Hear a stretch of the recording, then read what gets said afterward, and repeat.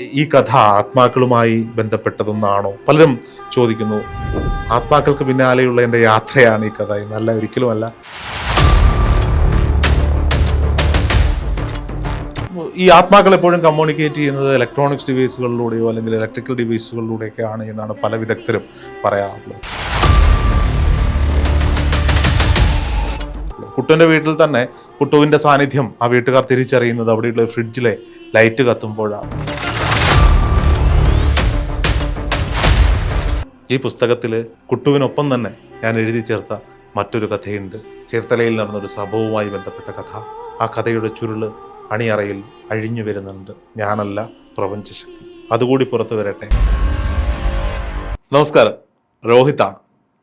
ലോകത്തിലെ ഏറ്റവും വലിയ സന്തോഷവാന്മാരിൽ ഒരാൾ ആരാണെന്ന് ചോദിച്ചാൽ അതിലൊന്ന് ഞാനാണിപ്പോൾ.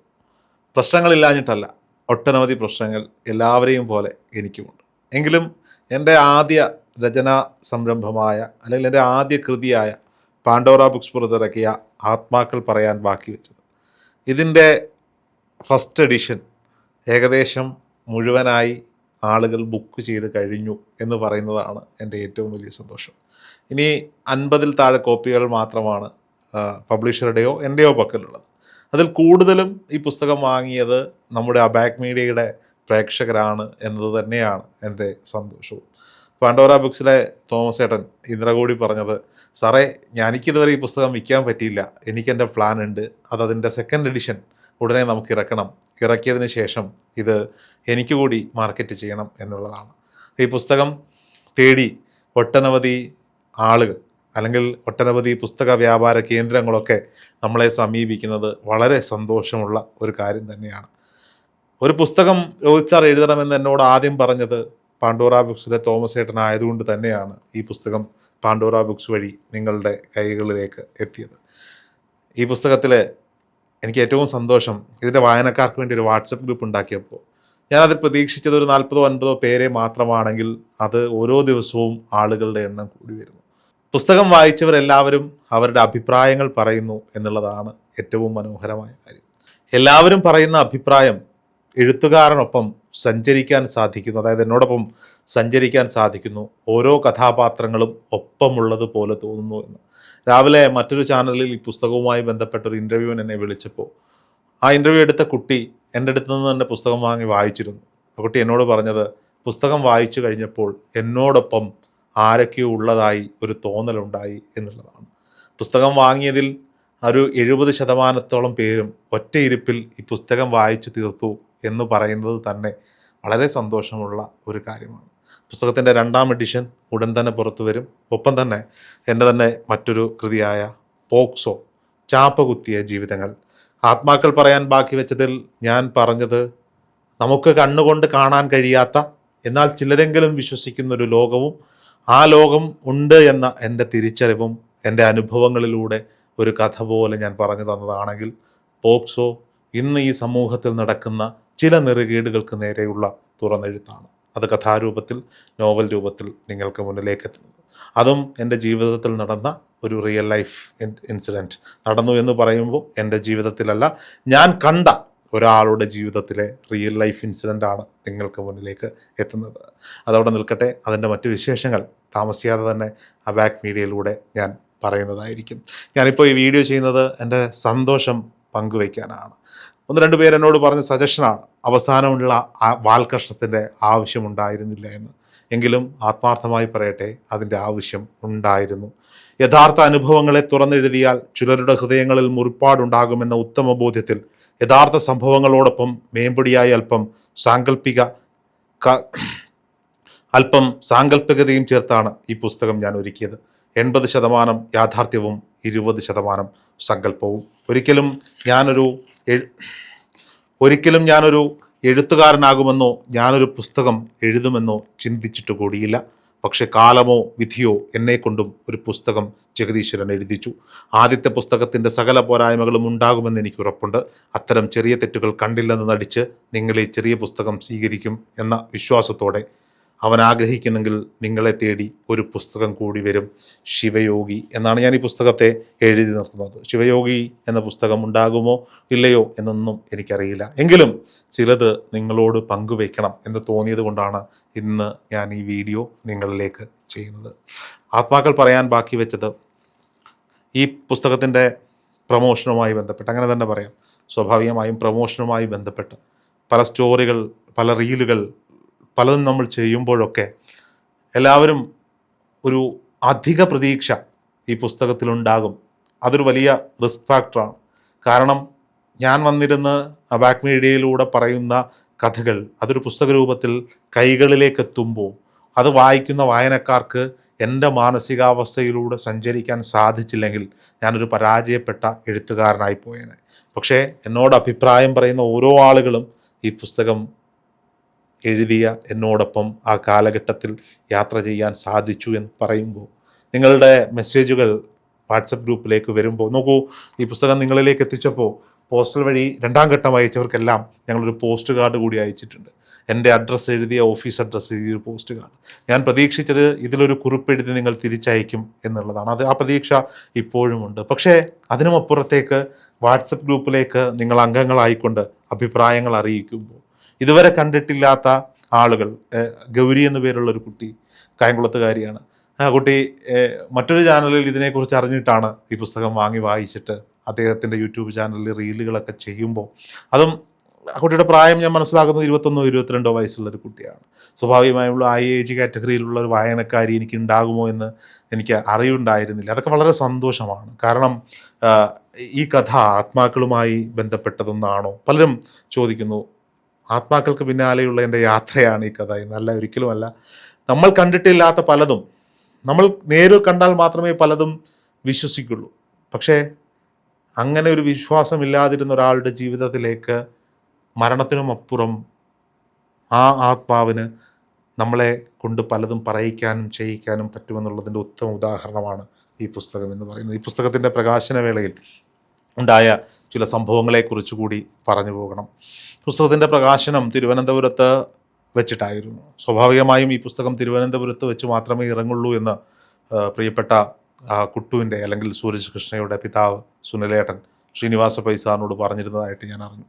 എന്തായാലും ചെമ്പഴന്തിയിൽ വെച്ച് നടന്ന സ്പിരിച്വൽ അവേഴ്സിൻ്റെ അവസാനം ഈ പുസ്തകത്തിൻ്റെ പ്രകാശന കർമ്മമാണ്. പ്രകാശനം ചെയ്യുന്നത് സുപ്രസിദ്ധ സിനിമാ നടനും സംവിധായകനുമായ ശ്രീജിത്ത് ബാബുവും ഹരി പത്തനാപുരവും ചേർന്നാണെന്ന് ആദ്യമേ തന്നെ നമ്മൾ അനൗൺസ് ചെയ്തതാണ്. പക്ഷേ ഹരി പത്തനാപുരം ചേട്ടന് ചില ശാരീരിക ബുദ്ധിമുട്ട് കാരണം ആ പരിപാടിയിൽ പങ്കെടുക്കുവാൻ സാധിച്ചില്ല.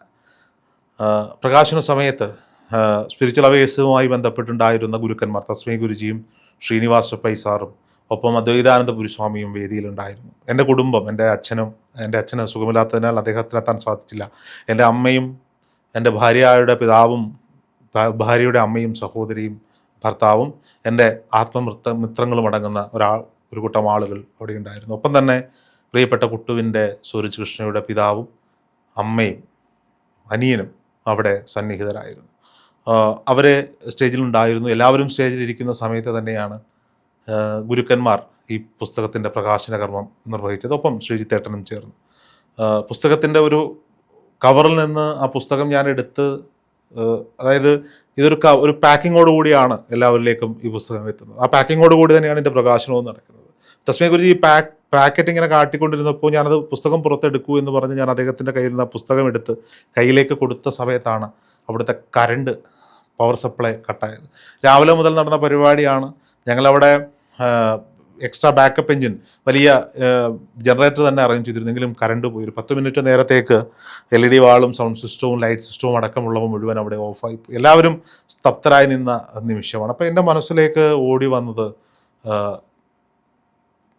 ഈ ആത്മാക്കൾ എപ്പോഴും കമ്മ്യൂണിക്കേറ്റ് ചെയ്യുന്നത് ഇലക്ട്രോണിക്സ് ഡിവൈസുകളിലൂടെയോ അല്ലെങ്കിൽ ഇലക്ട്രിക്കൽ ഡിവൈസുകളിലൂടെയൊക്കെയാണ് എന്നാണ് പല വിദഗ്ധരും പറയാറുള്ളത്. കുട്ടുവിൻ്റെ വീട്ടിൽ തന്നെ കുട്ടുവിൻ്റെ സാന്നിധ്യം ആ വീട്ടുകാർ തിരിച്ചറിയുന്നത് അവിടെയുള്ള ഫ്രിഡ്ജിലെ ലൈറ്റ് കത്തുമ്പോഴാണ്. അല്ലെങ്കിൽ പല രീതിയിലാണ്, മറ്റു മെത്തേഡുകളുണ്ട് എങ്കിൽ പോലും.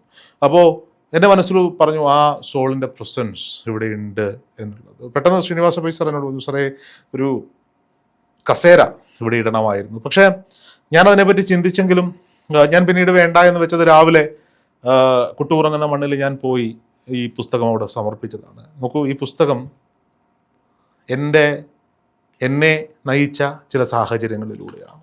ഇവിടെ സൂരജ് കൃഷ്ണ എന്ന് പേരുള്ള, കുട്ടു എന്ന് പേരുള്ള, ഇന്ന് ശിവയോഗി എന്ന് വിളിക്കുന്ന ആ സഹോദരൻ്റെ ജീവിതത്തിലൂടെയല്ല യാത്ര ചെയ്തിരിക്കുന്നത്.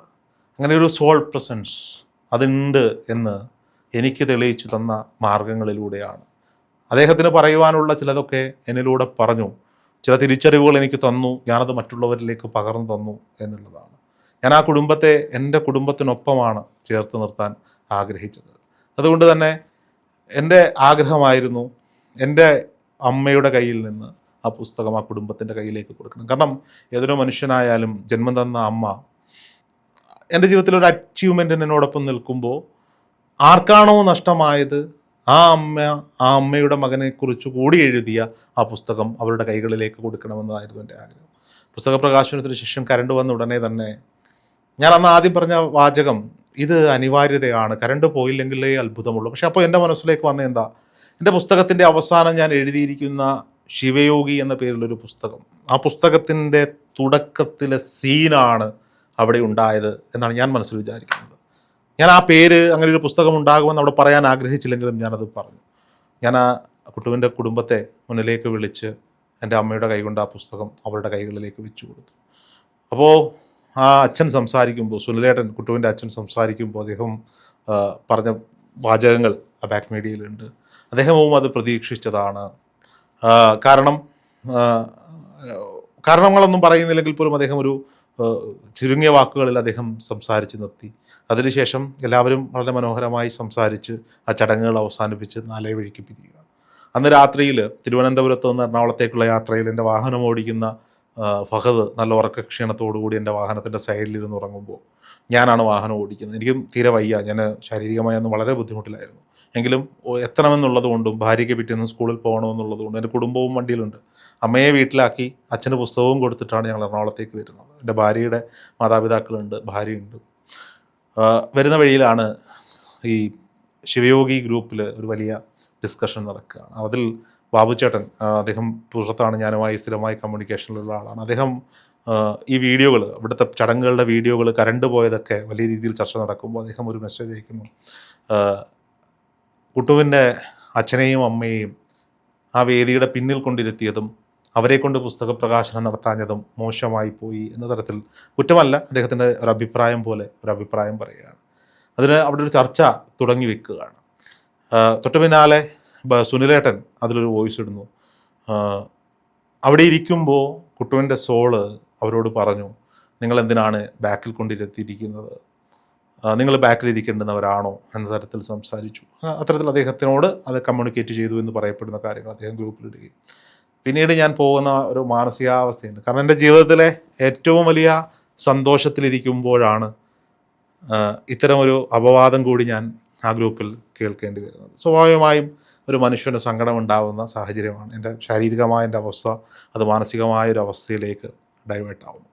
അവിടെ നിന്നുള്ള യാത്രയിൽ തന്നെ ഞാൻ ഡ്രൈവിങ്ങിനൊപ്പം തന്നെ ചെയ്തത് തെറ്റാണെന്ന് എനിക്കറിയാം. കാരണം വാഹനം ഓടിക്കുമ്പോൾ ഞാൻ വാഹനം ഒതുക്കി നിർത്തി കുറച്ച് നേരം ഈ ഗ്രൂപ്പിൽ ഞാൻ പറഞ്ഞു, ഞാൻ കാരണം ആ കുടുംബത്തിലെ അച്ഛനും അമ്മയ്ക്കും ഒരു വിഷമം ഉണ്ടായിട്ടുണ്ടെങ്കിൽ ഞാൻ മാപ്പ് പറയും, ഉറപ്പായും മാപ്പ് പറയും. പക്ഷെ അത് മറ്റൊരാളോട് എനിക്കത് പറയേണ്ട ആവശ്യമില്ല. ഞാൻ ആ മാപ്പ് പറഞ്ഞു. കുറേ പേര് എന്നെ അറിയാത്തവരായിരിക്കാം ഒരു പക്ഷേ, അല്ലെങ്കിൽ എൻ്റെ വീഡിയോ കണ്ട് തന്നെ ആ ഗ്രൂപ്പിൽ അംഗങ്ങളായിരിക്കാം. കുറച്ച് പേർ വിമർശനം, അതിൽ കുറച്ച് ആളുകൾ എനിക്ക് പേഴ്സണലായി മെസ്സേജ് അയച്ചു. അവർ പലരും എൻ്റെ അടുത്ത് നിന്ന് പിന്നീട് പുസ്തകം വാങ്ങാൻ എൻ്റെ അടുത്ത് എത്തിയിരുന്നു. സാറിൻ്റെ മാനസികാവസ്ഥ, അല്ലെങ്കിൽ രോഹിത്തിൻ്റെ മാനസികാവസ്ഥ, അല്ലെങ്കിൽ മോൻ്റെ മാനസികാവസ്ഥ ഞങ്ങൾക്ക് മനസ്സിലാവും, തളരരുത്, മുന്നോട്ട് പോവുക എന്ന തരത്തിൽ. നോക്കൂ, എല്ലാം നിയോഗങ്ങളാണ്. ഞാൻ ആ വീട്ടിലെത്തിയതും എന്നെക്കൊണ്ട് ഈ പുസ്തകം എഴുതിച്ചതും ആ വീഡിയോ ചെയ്യിച്ചതും ഒക്കെ ആരുടെയോ തീരുമാനങ്ങളാണ്. ആ തീരുമാനത്തിനൊപ്പം ചലിച്ച വെറുമൊരു മനുഷ്യ ശരീരം മാത്രമാണ് ഞാൻ. അപ്പോൾ സ്വാഭാവികമായും അതൊരു വലിയ ചർച്ചകളുണ്ടാകുന്നു. പിന്നീട് ബാബുചേട്ടൻ എന്നെ വിളിക്കുന്നുണ്ട്, ഞാൻ ഫോൺ എടുക്കുന്നില്ല, ഞാൻ ഡ്രൈവിങ്ങിലായതുകൊണ്ട് ഫോൺ എടുക്കുന്നില്ല. പിന്നീട് അദ്ദേഹം എനിക്ക് പേഴ്സണലായിട്ട് മെസ്സേജ് അയക്കുന്നു. പുള്ളി അതിൽ പറഞ്ഞതിൽ സോറി, ഞാൻ അദ്ദേഹത്തിനോട് പറഞ്ഞത് അങ്ങയുടെ അഭിപ്രായം എനിക്ക് പേഴ്സണലായി പറയാമെന്ന് മാത്രമാണ് ഞാൻ അഭിപ്രായം പറയുന്നത്. പക്ഷേ ആ കുടുംബത്തിനൊരു വേദന ഉണ്ടായിട്ടുണ്ടാകാം എന്നുള്ളത് എന്നെ വലിയ രീതിയിൽ ചിന്തിപ്പിച്ചതാണ്. പക്ഷെ പിന്നീട് ഞാനന്ന് ചിന്തിച്ചത് എന്താ വെച്ചാൽ, മുന്നിൽ സ്ഥലമില്ല, ആ കുടുംബത്തെ ഞാൻ വേറെ കണ്ടില്ല, എൻ്റെ കുടുംബമായി തന്നെയാണ് കണ്ടത്. എൻ്റെ കുടുംബവും ആ വേദിയുടെ ഏറ്റവും അവസാനമാണ്. അതിൻ്റെ അടുത്താണ് സ്ഥലമുണ്ടായിരുന്നത്. ഇവരവിടെ പോയിരുന്നതും ഞാൻ അവരോട് സംസാരിച്ചതും ഒക്കെ. അമ്മ എന്നോട് പറഞ്ഞു, മോനെ അവന് കിട്ടുന്ന എല്ലാ സമ്മാനങ്ങളും എൻ്റെ കയ്യിലേക്കാണ് തരിക. അപ്പോൾ ആദ്യമായി അതെൻ്റെ കയ്യിൽ കിട്ടിയില്ലല്ലോ എന്നെൻ്റെ മനസ്സിൽ തോന്നി. അപ്പോൾ ആ അമ്മ മനസ്സിൻ്റെ നൊമ്പരമാകാം ഒരു പക്ഷേ ആ സോളിൻ്റെ പ്രസൻസ് അവിടെ ഉണ്ടായത് എന്ന് വിശ്വസിക്കുന്ന ആളുകളാണ്. ഞാനും അങ്ങനെയാണ് വിശ്വസിക്കുന്നത്. പക്ഷേ ഞാൻ ആ നിമിഷം വിശ്വസിച്ചത് ഇതെൻ്റെ പുതിയ പുസ്തകത്തിൻ്റെ തുടക്കം ഇവിടെ നിന്നായിരിക്കുമെന്നാണ്. ഞാൻ ഈ പുസ്തകത്തിൽ ഇന്ന് കുട്ടു ഉറങ്ങുന്ന മണ്ണിലേക്ക് ഒരുപാട് പേര് പോകുന്നു. അവരുടെ പ്രശ്നങ്ങളും സങ്കടങ്ങളും ഒക്കെ പറയുന്നു. അവരൊക്കെ അത് സാധിക്കുന്നു. അങ്ങനെ ഒരു പവർ ഇവിടെ ഉണ്ട്. ഒരു മെഡിറ്റേഷൻ ആരംഭിച്ചിരിക്കുന്നു. ആ ഗ്രൂപ്പായിട്ട് മെഡിറ്റേഷൻ ആരംഭിച്ചിരിക്കുന്നു. അവർ തീർത്ഥാടന യാത്രകൾ ഗ്രൂപ്പായിട്ട് പോകും. ഇതിലൊക്കെ സന്തോഷമാണ്. ഓരോരുത്തരും അവരവരുടേതായ ആശ്വാസം ഓരോ തരത്തിൽ കണ്ടെത്തുന്നത് വളരെ സന്തോഷകരമായ കാര്യം തന്നെയാണ്. പിന്നീട് മുന്നോട്ട് പോകെ ആ ഗ്രൂപ്പിലുള്ള ആളുകളും ഇത്തരത്തിലുള്ള പുസ്തകവുമായി ബന്ധപ്പെട്ട ചർച്ചകൾ ഉണ്ടാകുന്നു. പക്ഷേ ഈ പുസ്തകവുമായി ബന്ധപ്പെട്ട ചർച്ചകൾ ചിലർക്കെങ്കിലും, കാരണം അവർ ആത്മീയമായ ഒരു അറിവിന് വേണ്ടിയും ആ ഒരു ഇതിനു വേണ്ടിയും ആ ഗ്രൂപ്പിൽ ജോയിൻ ചെയ്ത് അതിലേക്ക് ഈ പുസ്തകത്തിൻ്റെ ചർച്ചകളൊക്കെ വന്നപ്പോൾ ചിലർക്കെങ്കിലും അത് ബുദ്ധിമുട്ടാകുന്നു എന്ന് തോന്നിയ ഒരു നിമിഷത്തിൽ എൻ്റെ മനസ്സ് എന്നോട് പറഞ്ഞു, രോഹിത്തെ, നിൻ്റെ നിയോഗം അവസാനിച്ചിരിക്കുന്നു. നീ ഈ ഗ്രൂപ്പിൽ തുടരേണ്ട ആവശ്യമില്ല. ഞാൻ ആ ഗ്രൂപ്പിൽ നിന്ന് എക്സിറ്റായി. പക്ഷെ ഇപ്പോഴും മനസ്സിൽ ആ ഗ്രൂപ്പിലുള്ള ഒരുപാട് പേർ എനിക്ക് മെസ്സേജുകൾ അയക്കുന്നുണ്ട്, പുസ്തകങ്ങൾ വാങ്ങി വായിക്കുന്നുണ്ട്. വളരെ സന്തോഷകരമായിട്ട് തന്നെയാണ് ഞാൻ മുന്നോട്ട് പോകുന്നത്. നോക്കൂ, ആ വീട്ടിൽ എന്നെ എത്തിച്ച ആ അനുഭവങ്ങൾ, ആ പകർന്നു തന്ന ആ ദിവ്യശക്തി ഉണ്ടല്ലോ, അത് തന്നെയാകാം ഒരുപാട് സന്തോഷം വേണ്ട രോഹിത്തെ, കുറച്ച് സങ്കടങ്ങളായിക്കോട്ടെ എന്ന് അന്ന് രാത്രിയിൽ എന്നോട് ബോധിപ്പിച്ചത്. ആ തിരിച്ചറിവിലൂടെ തന്നെയാണ് ഞാൻ മുന്നോട്ട് പോകുന്നത്. ഞാൻ തുടക്കത്തിൽ പറഞ്ഞു, ലോകത്തിലെ ഏറ്റവും സന്തോഷവാന്മാരിൽ ആ കുറച്ച് പേരുടെ ലിസ്റ്റ് എടുത്താൽ അതിലൊന്ന് ഞാനായിരിക്കുമെന്ന്. ആ സന്തോഷങ്ങൾക്കൊപ്പം തന്നെ ഒട്ടനവധി സങ്കടങ്ങളും എല്ലാ മനുഷ്യരെയും പോലെ നമ്മൾക്ക് എല്ലാവർക്കും ഉണ്ട്. പക്ഷേ എൻ്റെ ആദ്യ പുസ്തകം ഹൃദയത്തിലേറ്റുവാങ്ങി വരികളിലൂടെ എന്നോടൊപ്പം സഞ്ചരിച്ച ഓരോ വായനക്കാരോടും നന്ദി പറയേണ്ടതുണ്ട്. ഞാൻ ഇന്ന് ഈ വീഡിയോ ചെയ്യുന്നത് തന്നെ കുറച്ച് പേരെങ്കിലും എന്നോട് ചോദിച്ചു, എന്താ രോഹിത് ആ ഗ്രൂപ്പിൽ നിന്ന് എക്സിറ്റ് ആയത്? അത് എൻ്റെ മനസ്സ് പറഞ്ഞതാണ്. ആ ഗ്രൂപ്പിൽ ഇനി എൻ്റെ ആവശ്യമില്ല. എൻ്റെ കർമ്മം പൂർത്തീകരിച്ചിരിക്കുന്നു ആ വിഷയവുമായി ബന്ധപ്പെട്ട്. അതെൻ്റെ തീരുമാനമല്ല. എൻ്റെ മനസ്സുകൊണ്ട് ഇതൊക്കെ ചെയ്യിപ്പിച്ചത് ആരോ ആ ശക്തിയുടെ തീരുമാനമാണ്. ആ ശക്തി മാറ്റി തീരുമാനിച്ചാൽ ചിലപ്പോൾ മറ്റൊന്ന് സംഭവിച്ചേക്കാമായിരിക്കും. പക്ഷേ ഈ പുസ്തകത്തിൽ കുട്ടുവിനൊപ്പം തന്നെ ഞാൻ എഴുതി ചേർത്ത മറ്റൊരു കഥയുണ്ട്. ചേർത്തലയിൽ നടന്നൊരു സംഭവവുമായി ബന്ധപ്പെട്ട കഥ. ആ കഥയുടെ ചുരുള് അണിയറയിൽ അഴിഞ്ഞു വരുന്നുണ്ട്. ഞാനല്ല, പ്രപഞ്ചശക്തി. അതുകൂടി പുറത്തു വരട്ടെ. അതും എന്നും എൻ്റെ മനസ്സിൽ സങ്കോചങ്ങളുടെ കൂമ്പാരം തീർത്ത ഒരു കഥയാണ്. ബിന്ദു പത്മനാഭൻ്റെ തിരോധാനം. അതിനുകൂടി ഒരു തീരുമാനം ഉടനെ ഉണ്ടാകുമെന്നാണ് എൻ്റെ മനസ്സ് പറയുന്നത്. എന്തായാലും ആത്മാക്കൾ പറയാൻ ബാക്കി വെച്ചത് നെഞ്ചിലെടുത്ത ഏറ്റെടുത്ത വായനക്കാർക്ക്, പ്രിയപ്പെട്ട പ്രേക്ഷകർക്ക് ഹൃദയം നിറഞ്ഞ നന്ദി രേഖപ്പെടുത്തുകയാണ്. രണ്ടാമതൊരു എഡിഷൻ ചില മാറ്റങ്ങളോടെ, ചില കറക്ഷനുകളോടെ ഉടനെ തന്നെ നിങ്ങളിലേക്കെത്തും. ഈ പുസ്തകം വായിക്കുന്നവരെല്ലാം പറയും, ഈ പുസ്തകം തുറന്നു വെക്കുമ്പോൾ ആ റൂമിൽ നിറയെ ഒരു മണം, ഒരു മനോഹരമായ ഡിവൈനായിട്ടുള്ള ഒരു പവർ ഉണ്ടാകുന്നുണ്ട് എന്നുള്ളത്. ഈ പുസ്തകം ഞാൻ ആദ്യം തന്നെ പ്ലാൻ ചെയ്തപ്പോൾ ഞാൻ എൻ്റെ പബ്ലിഷറോട് പറഞ്ഞതാണ്, ചേട്ടാ എൻ്റെ പുസ്തകത്തിന് എന്തെങ്കിലും ഒരു സ്പെഷ്യാലിറ്റി വേണം. അത് എൻ്റെ ടീം എനിക്ക് ചെയ്തു തന്നതാണ്. ഈ പുസ്തകത്തിനൊരു ചന്ദനത്തിൻ്റെ മണമുണ്ട്. തുറന്നു പറയുന്നതിൽ എനിക്ക് തെറ്റൊന്നുമില്ല. പക്ഷേ ചിലർക്കെങ്കിലും ഇതിനേക്കാൾ കൂടുതൽ അത് ഫീൽ ചെയ്യാൻ പറ്റുന്നുണ്ടെങ്കിൽ അവർ ഈ പുസ്തകം ഇത് ഹൃദയം കൊണ്ടാണ് വായിക്കുന്നത്. കണ്ണുകൊണ്ടല്ല, തലച്ചോറ് കൊണ്ടല്ല, വൈകാരികമായ ഹൃദയം കൊണ്ടാണ് വായിക്കുന്നത് എന്ന അർത്ഥത്തിലാണ്. ഒരുപാട് പേർ ഒരുപാട് അനുഭവങ്ങൾ പറയുന്നു. വളരെ ഡിവൈനായി ഇതിനെ നെഞ്ചിലേറ്റി സ്വീകരിച്ച ഓരോ ആളുകൾക്കും ഹൃദയം നിറഞ്ഞ നന്ദി, നന്ദി, നന്ദി.